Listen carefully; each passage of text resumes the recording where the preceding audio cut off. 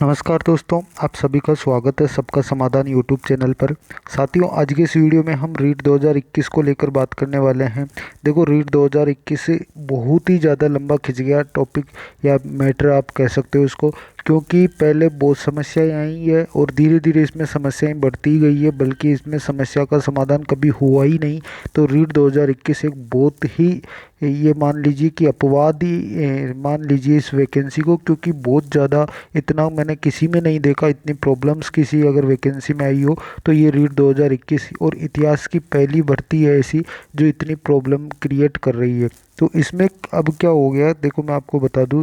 REET 2021 level 1 और level 2 कोई सी भी वैकेंसी आप ले लीजिए, दोनों में ही क्या हुआ कि पेपर लीक का मैटर चल रहा है और वो अभी तक भी नहीं थम रहा है पेपर लीक का। आप सभी को पता होगा कि अभी हाल ही में थोड़ा सा पेपर लीक को लाके थोड़ा सा मामला जो है ज़्यादा हाईलाइट हो चुका है।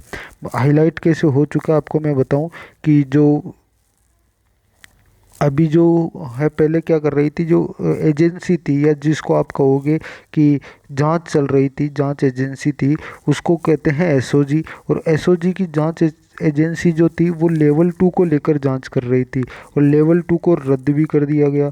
लेकिन लेवल 1 को लेकर वो कोई भी जांच स्टार्ट नहीं कर रही थी। उनका कहना था कि हमें लेवल 1 के, हमारे पास कोई भी जो है सबूत नहीं है या कोई भी हमारे पास शिकायत भी नहीं है, हमारे पास कोई तथ्य नहीं है कि हम लेवल 1 की जांच करें या लेवल 1 का पेपर लीक हुआ है। हमें लेवल 2 की सूचना मिली थी, इसलिए हमने लेवल 2 की जांच की है और उसी के कारण लेवल 2 को रद्द भी कर दिया गया है।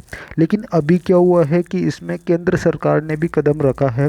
अब वो राजनीतिक पहलू होते हैं कि क्यों रखा है, कैसे रखा है, इसका कोई तोड़ नहीं है।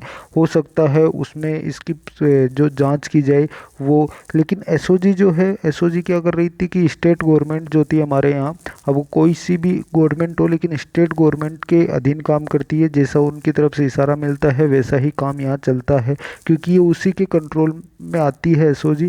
और इसके अलावा बात करें, अभी नई एजेंसी जो है वो आई है और राजस्थान की जो रीट वैकेंसी है उसकी जांच के लिए वो आई है। तो वो है ईडी। और ईडी की तरफ से आप देख लो कि अभी जांच चल रही है रीट को लेकर। तो क्योंकि सीबीआई की लगातार मांग की जा रही थी, सीबीआई की जांच आई नहीं, और कोशिश भी की जा रही थी विपक्ष वालों की तरफ से भी कि सीबीआई की जांच लेकर आइए। लेकिन जो राज्य सरकार है उसने सीबीआई की जांच के लिए साफ मना कर दिया कि नहीं, हमारे पास एसओजी पर हमें विश्वास है तो हम सीबीआई नहीं लेके आएंगे। लेकिन अभी जो है केंद्र सरकार के पास शिकायत गई है, या फिर केंद्र सरकार ने एक राजनीतिक अपना जो भी होता है उसके तहत अगर ईडी को भेजा है, कुछ भी हो, लेकिन उन्होंने ईडी को खुद ने, क्योंकि देखो किसी भी ईडी अपने आप नहीं आएगी, वो जो है सेंट्रल गवर्नमेंट के अनुसार ही काम करती है। तो शायद वहीं से उनको थोड़ा सा निर्देश मिला होगा कि आप जाइए, राजस्थान में क्या चल रहा है रीट को लेकर उसकी जांच कर लीजिए। तो इसके बाद ईडी आई है। देखो अब ईडी में क्या होगा कि ये निष्पक्ष जांच होती है, और निष्पक्ष इसलिए होगी क्योंकि ये सेंट्रल गवर्नमेंट के अधीन है। लेकिन स्टेट में अलग गवर्नमेंट है और सेंटर में अलग है। तो मैं यही कहना चाहता हूँ कि उसके अधीन है, तो ये ऐसे जो स्टेट है उसकी गवर्नमेंट का साथ नहीं देगी ईडी। तो ईडी अगर स्टेट गवर्नमेंट का साथ नहीं देती है तो ये पूरा है कि ये स्टेट गवर्नमेंट का पक्ष नहीं लेगी। तो अगर पेपर लीक हुआ है, कौन कौन इसमें लिप्त है, उन सभी का वो जो है नाम उजागर करने का कार्य करेगी। लेकिन इसमें क्या हुआ है कि देखो, एसओजी तो क्या कर रही थी कि एसओजी तो ओनली लेवल 2 को लेकर जांच कर रही थी और लेवल 2 को ही रद्द करने की उन्होंने जो है पुख्ता सबूत दिए हैं। लेकिन यहाँ पर ईडी क्या कर रही है, ईडी जो है वो लेवल 1 और लेवल 2 कोई उसके लिए मायने नहीं रखता है, वो दोनों ही लेवल को जो है जांच पूरी तरह करने की कोशिश कर रही है। और अगर लेवल 1 का भी थोड़ा सा भी अंश उनको लगता है कि इसका भी पेपर लीक हुआ है, भले ही वो 10 आदमी तक पहुंचा चाहे 50 आदमी तक पहुंचा, तो ईडी का जो पूरी कोशिश रहेगी वो लेवल 1 को भी निरस्त करने की रहेगी और वैसे भी ये मांग उठने की रहेगी।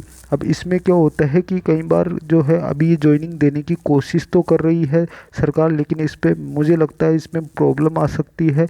क्यों आ सकती है? क्योंकि ईडी एक बहुत बड़ा खेल बन चुका है। ईडी की जांच जो है बहुत बड़ा जो है इसमें डिमांड हो चुकी है। और अभी अगर लेवल 1 के भी थोड़े से भी अगर, क्योंकि एजेंसी एक थी माध्यमिक शिक्षा बोर्ड और वहीं से पेपर लीक हुए हैं, शिक्षा संकुल से ये बताया जा रहा है, तो वहाँ से पेपर होने का मतलब इतना तो कोई समझदार है नहीं कि वो लेवल 2 का तो पेपर लीक कर देगा, लेवल 1 का नहीं करेगा। तो ये बहुत इम्पोर्टेंट बात है।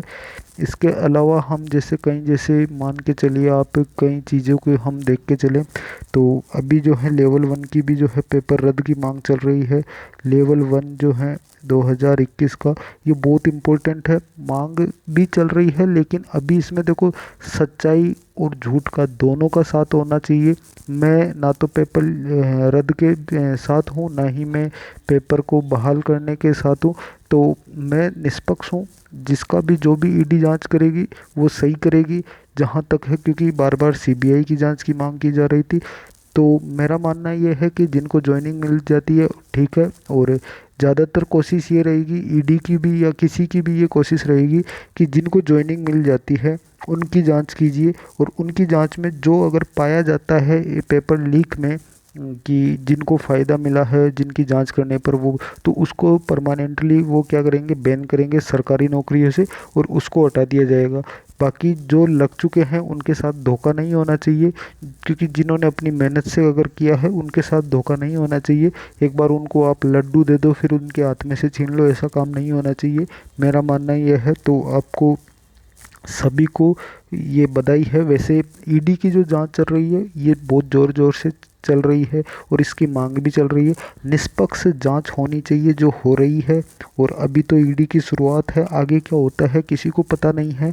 इसीलिए सरकार जो है फटाफट से ज्वाइनिंग देने की प्रोसेस जो है उसको चालू करने की कोशिश कर रही है कि जल्दी से हम ज्वाइनिंग दे दें, और जल्दी से हम क्या करें, स्टूडेंट्स के साथ जो है ज्वाइनिंग देकर उनको फटाफट से फ्री करें, जिससे कि इसको रद्द करने की नहीं बल्कि उसकी जांच करने की मांग हो। तो ये चीज़ इम्पोर्टेंट है। हालांकि अगर ज़्यादा पेपर लीक माना जाता है लेवल 1 का, तो ईडी जो है वो परमानेंटली इसको रद्द करने की पूरा जोर लगाएगी, और ईडी के आगे स्टेट सरकार की, स्टेट गवर्नमेंट की भी नहीं चलेगी, क्योंकि ईडी जो है वो जांच करने में किसी के से नहीं डरती है। ये जिसको आप कहोगे ये मुख्यमंत्री के घर में जाके जांच कर सकती है। तो इनको कोई दबाव में नहीं है ये, क्योंकि ये सेंट्रल गवर्नमेंट जो है ये सेंटर की कंट्रोल में आती है। बाकी स्टेट से इसको कोई मतलब नहीं होता, स्टेट के लिए एसओजी है। तो ये चीज़ इम्पोर्टेंट है। तो अभी मैंने आप तक ये सूचना पहुंचा दी है, और अगर आपको ये सूचना अच्छी लगी है तो आप ज़रूर इसको समझें। और वैसे एक चीज़ मैं आपको बता दूं कि तनाव में आने की ज़रूरत नहीं है, जांच चलती है, चलती रहने दीजिए, कोई भी दिक्कत नहीं है। अगर आपको जो है लगभग ये मान लीजिए इसमें अगर आपका कोई दिक्कत नहीं है, रद्द नहीं होती है, तो आप जिनको ज्वाइनिंग मिल गई है वो अच्छे से अपनी जो कमाई, जो अपनी क्या बोलते हैं उसको, नौकरी है उसको कीजिए। और इसके अलावा पढ़ाने का काम है, पढ़ाइए। इसके अलावा जिनको नहीं लगा है, जिनके रह गए हैं, वेटिंग लिस्ट का इंतज़ार कर रहे हैं, तो आप सभी को मैं बता दूं वेटिंग लिस्ट आने के चांसेस है भी नहीं भी। लेकिन आप अभी से जो है 2022 को लेकर तैयारी स्टार्ट कर दीजिए, क्योंकि ज़्यादा दिन नहीं बचे हैं। ज़्यादा से ज़्यादा 2-3-4 महीने तो पात्रता परीक्षा के बचे हैं, और इसके अलावा 6-7 महीने आपके मेंस के बचे हैं। तो इतना जब वेट कर ही लिया है तो इतना सा वेट और कर लीजिए, क्योंकि 2019 की घोषणा थी रीट 2021 की, और अभी तक इसका पूरा समाधान हुआ नहीं है। तो 2022 वाली जो परीक्षा है वो 2023 सरकार जाने से पहले ज्वाइनिंग देकर जाएगी। तो 1 साल और इंतज़ार करना है, जब इतना कर ही लिया तो इस चीज़ को आप समझ लीजिए। बाकी अपना ध्यान रखिए, और अच्छा लगा तो लाइक शेयर सब्सक्राइब